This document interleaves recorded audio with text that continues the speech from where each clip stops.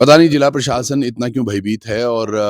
डर मुझे लग रहा है ये मुन्नी जी महाराज कहीं न कहीं उनके मस्तिष्क में प्रवेश कर चुके हैं जो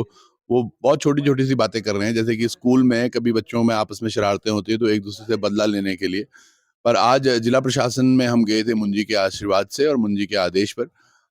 हमारा मुख्य मुद्दा ये था कि 12 लोगों पर जो धाराएँ लगाई गई हैं, ये क्यों लगाई गई आपके द्वारा और क्या आपने देव डोली पर भी इस तरह से मुकदमा कायम करने की एक साजिश सी की है? क्योंकि 40 अज्ञात हैं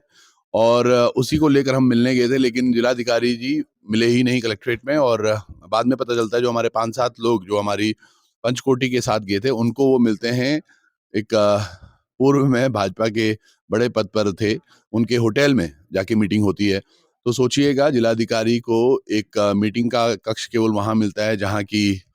ये भाजपा के नेताओं का हो, तो वो एक बड़ा प्रश्न है और उसके बाद क्योंकि तमाम लोग वहाँ थे, तो वहाँ से कैसे इनको वापस बुलाया जाए और कैसे एक क्रियाविधि इस तरह से बनाई जाए कि अगस्त्य मुनि के संभ्रांत जो लोग हैं, जो आज परेशान रहे, तो उसके लिए वो चिन्हीकरण का एक वो लेकर आए शगुफ़ा और उन्होंने प्रयास भी किया लोगों को डराने का पर कानून है और कोर्ट्स हैं, माननीय न्यायालय हैं और कल हम वो दस्तावेज़ भी देखेंगे जहाँ पर इन्होंने बोला है कि हमने बीच पूर्व में इनको नोटिसेस भेजे हैं, उन नोटिसेस को देखेंगे और उसके बाद उसमें समयावधि भी लेंगे और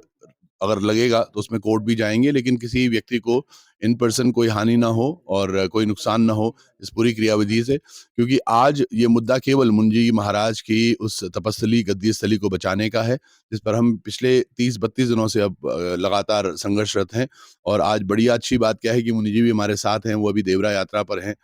और बस यही है कि इनको सद्बुद्धि दें और चीज़ें ठीक करें आम जनता के साथ जिस तरह से जनता चाह रही है। मान सकते हैं एक तरह से कहीं न कहीं क्योंकि अगर ऐसा नहीं होता तो ये शायद 2023 के बाद नोटिसेज़ आज एकदम से अब नहीं आते कि जब कल एक प्रकरण बड़ा हुआ है। तो ये लगता तो है कहीं न कहीं कुछ साजिशन हो रहा है। भगवान सद्बुद्धि दे मैं यही चाहता हूँ। बाकी इनकी इच्छा है अगर ऐसा ही कुछ करना है तो माननीय न्यायालय तक जाएँगे हम और स्पष्टीकरण इस पे इनसे भी माँगेंगे कि भई इतना विलंब क्यों हुआ है? क्योंकि वो जो ज़मीन बताई जा रही है वो पीडब्ल्यूडी ने पहले भी बीच में 7 मीटर पर उनको चिह्नितकरण किया था।